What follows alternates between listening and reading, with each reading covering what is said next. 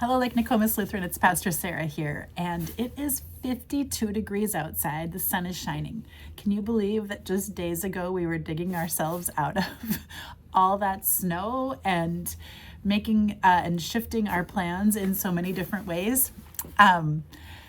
It's changes all around us all the time, isn't it? Well, it was reminding me on Sunday morning when we got all that snow, and I woke up and I just kind of went, whew, I gotta get out and shovel. And I looked out my window, and somebody in my neighborhood had snow plowed just like the main sidewalk on the whole block. And it was such a relief. It was, I still had to shovel, but I had less, and it wasn't as urgent, so people could still walk on the sidewalk. Well, my mom's like, did you read that article in the New York Times? And there was this lovely article about Minnesota on Sunday in the New York Times. And it even referenced people shoveling and snow plowing for people, and just the spirit of Minnesota to care for neighbors and to be people who share the pain and share the resistance and share the stories. So I wanted to, part of this article was talking about how every Minnesotan has a story to tell about something tragic that happened or something beautiful that happened in the last few months. So I wanted to tell you a quick little story of something beautiful and generous. And it was a couple weeks ago that Pastor Angela asked me if a friend of hers could interview me, wanted to talk to a pastor in Minneapolis about what's been happening. And I told her about what our church has done and how we've opened our building and tried to be generous and respond as we are able.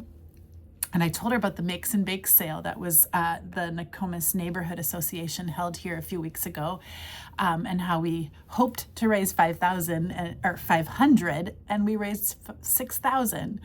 And I said we were having another one, and she said, "Well, I'm an artist, and I would like to send you something to sell, and you can just give the money to rental assistance."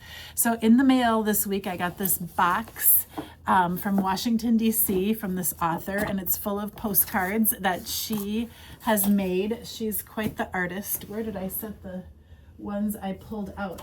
Let me just show you a couple of them. They're just really beautiful. Like here's one with Ida B. Wells, and they're just beautiful artwork. So we're gonna sell those at the Makes and Bakes sale this Saturday, just this generous donation that we can give the money to rental assistance. So come to that on Saturday. You can drop off baked goods or things you've made, and also shop.